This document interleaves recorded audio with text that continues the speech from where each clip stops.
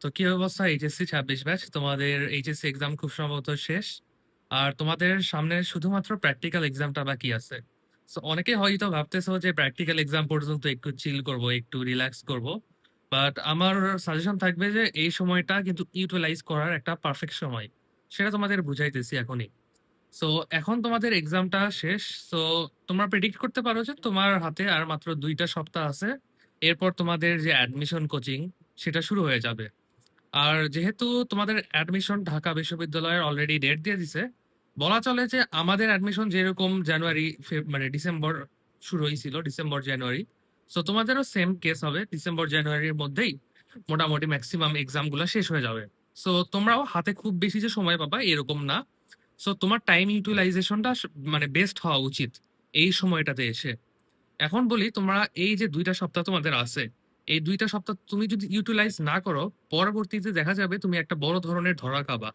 কারণ কোচিং এ তোমার ধরো যে ইঞ্জিনিয়ারিং তোমরা কোচিং করতেছো ফর এক্সাম্পল, তোমাদের ক্লাস হবে 3 মাস। এই 3 মাসের মধ্যে প্রথম 1 মাস অনেক বেশি স্লো যায়, কিন্তু দ্বিতীয় মাস এবং তৃতীয় মাস অনেক বেশি ফাস্ট যাবে, তখন অনেক বেশি কঠিন কঠিন চ্যাপ্টার পড়াবে। শুরুর দিকে দেখা যাবে যে ইজি ইজি চ্যাপ্টার, খুব বেশি চ্যাপ্টারও দেয় না, চাপও অনেক বেশি কম থাকে। বাট তোমার যত আর কি সময় আগাবে কোচিং এ, তত দেখা যাবে যে অনেক বেশি চাপ বাড়তেছে। সো এই কারণে আমার উপদেশ থাকবে যে তোমরা এই যে তোমাদের 2টা হাতে সপ্তাহ আছে কোচিং শুরু হওয়ার আগে, এই 2টা সপ্তাহে ট্রাই করো তোমার কাছে যে চ্যাপ্টার গুলো অনেক বেশি কঠিন লাগে ওই চ্যাপ্টার গুলো শেষ করে ফেলো। আমি একটা রুটিন বানাই ফেলছিলাম যে আমার এই যে ফ্রি টাইম ছিল, মানে প্র্যাকটিক্যালের যে একটা ফাঁকা সময়টা আছে, এই টাইমে আমি কোন কোন চ্যাপ্টার পড়বো এটার একটা রুটিন আমি বানাই ফেলছিলাম। ফর এক্সাম্পল, আমার কাছে ম্যাথমেটিক্স একটু কঠিন লাগতো, এখানে প্র্যাকটিসের ব্যাপার স্যাপার আছে, আমি যদি প্র্যাকটিস কম করি তাহলে অ্যাকচুয়ালি আমি ধরা খাইতাম। এইটা প্রেডিক্ট করেই আমি এই যে আমার হাতে যেরকম 2টা সপ্তাহ কিংবা আমার মেবি 3টা সপ্তাহ ছিল ফাঁকা সময় তোমার এইচএসসি থিওরি এক্সামের পর, এই 3টা সপ্তাহ আমি ট্রাই করছিলাম ইন্টিগ্রেশন, তারপরে তোমার ক্যালকুলাস মানে ডিফারেন্সিয়েশন, ইন্টিগ্রেশন, তারপরে স্ট্যাটিক্স, ডাইনামিক্স, কোনিক্স, এই যে কঠিন কঠিন যেগুলো চ্যাপ্টার আছে এই চ্যাপ্টার গুলো শেষ করার, একবার রিভাইজ দেওয়ার। তারপরে কেমিস্ট্রিতে তোমরা অর্গানিক কেমিস্ট্রি এই ফাঁকা সময় রিভাইজ দিতে পারো। তারপরে ফিজিক্সের বলতে গেলে চলতড়িৎ, স্থির তড়িৎ, মানে তোমার যেটা কঠিন লাগে এই কঠিন পার্ট গুলো শুধুমাত্র রিভাইজ দিয়ে ফেলো। আমি এই ফাঁকা টাইমে কঠিন পার্ট গুলা বলতে গেলে 2 দিন সময় নিতাম পার চ্যাপ্টার, 2 থেকে 3 দিন। সো যেহেতু তোমার হাতে রাফলি 2টা সপ্তাহ আছে, 14 দিন, তুমি ধরে রাখো যে এই 14 দিনে অ্যাটলিস্ট 7টা অধ্যায়, 7টা কঠিন অধ্যায় একটু হলেও রিভাইজ দেওয়া উচিত। এখন কথা হইলো তুমি কিভাবে রিভাইজ দিতে পারো। আমি মানে রিকমেন্ড করবো জাস্ট ক্লাসগুলো দেখো। তোমার ইঞ্জিনিয়ারিং অনেকে তো অনেক মানে ব্যাচে ভর্তি আছো, ওই ব্যাচের ক্লাসগুলো দেখে ফেলো। ক্লাস ধরো যে তোমার 3 থেকে 4টা এরকম মানে ক্লাস হবে। সো 2 দিনের মধ্যে ক্লাসগুলো দেখে কভার করা অনেক বেশি ইজি।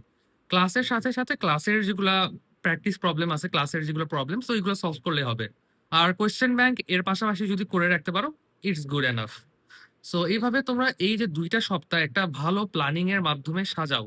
আর প্র্যাকটিক্যাল এক্সাম নিয়ে অত বেশি অবসেশন থাকার দরকার নাই, কারণ প্র্যাকটিক্যালে এমনিও তোমরা মানে কোনো মানে প্র্যাকটিক্যাল করে দিয়ে আসলেই 24-25 এরকম পাওয়া যায়। অত কিছু চেক করে না, কিছু একটা লিখে দিলেই 24-25 পাওয়া যায়, এগুলো আর কি ম্যাটার করে না। মানে আমাদের সিনারিও আর কি, আমাদের দেশের সিনারিও এরকমই, তুমি লিখলেই 24 পাবা মোটামুটি এরকম আর কি। কনফার্ম থাকো, তবে খাতাগুলা এগুলো ভালোভাবে রেডি করে রাখিও। আর এই যে তোমার পরবর্তী যে 3 মাস অ্যাডমিশন কোচিং এর, সো এইখানে অনেক বেশি আপস অ্যান্ড ডাউনস থাকবে। শুরুর দিকে তোমার হোপস অনেক বেশি হাই থাকবে যে তুমি অনেক বেশি মোটিভেটেড থাকবা, কিন্তু আস্তে ধীরে দেখা যাবে যে এই মোটিভেশনটা কমে যাবে। যখন তুমি কঠিন চ্যাপ্টার গুলা পড়া শুরু করবা কোচিং এ, দেখবা যে একটা সপ্তাহে তোমার 5 থেকে 6টা চ্যাপ্টার দিছে, যেহেতু তোমাদের 50টা চ্যাপ্টার পড়তে হবে। তুমি ধরে রাখো যে শুরুর দিকে 3 থেকে 4টা চ্যাপ্টার দিবে, অনেক বেশি রিল্যাক্স করবা। কিন্তু যত দিন বাড়বে দেখবা যে একসাথে মানে পার উইকে দেখবা যে 4 থেকে 5টা কিংবা 5 থেকে 6টা চ্যাপ্টার তোমাদের দিবে। সো এই মেন্টালিটিটা রাখো। এখন যদি তুমি ঠিকভাবে ইউটিলাইজ না করো, এই চ্যাপ্টার গুলা আগে থেকে যদি কভার না করে রাখো, তোমরা দেখা যাবে যে শেষের 1 মাস যেগুলো চ্যাপ্টার থাকবে ওইগুলো ঠিকভাবে কভার আপ করতে পারবা না। সো এটাই তোমার পারফেক্ট টাইম যে কঠিন চ্যাপ্টার গুলা কভার করে ফেলা। আর তোমার ধরো যে ম্যাথমেটিক্স অনেকের কঠিন লাগতে পারে, ম্যাথমেটিক্স এর কোশ্চেন যেহেতু বুয়েটে কিংবা অন্যান্য ইঞ্জিনিয়ারিং ভার্সিটিতেও কঠিন আসে, ম্যাথমেটিক্সটা আগানোই ভালো হবে। আর ফিজিক্সটা মোটামুটি ইজি আসে। আর কেমিস্ট্রির কথা বলতে গেলে কেমিস্ট্রির কোয়েশ্চেন একটু মুখস্থবিদ্যা টাইপ। সো এটা বারবার আরকি রিভাইজ দেওয়া ছাড়া উপায় নাই। সো এই যে মানে ২ টা সপ্তাহ আছে তোমাদের হাতে, এই ২ টা সপ্তাহ ভালোভাবে ইউটিলাইজ করো। তাহলে তোমাদের অ্যাডমিশন কিন্তু অনেক বেশি স্মুথ যাবে। তো এর পরবর্তীতে আরো অনেক ভিডিও ইনশাআল্লাহ আপলোড করব। তো আজকে এই পর্যন্তই।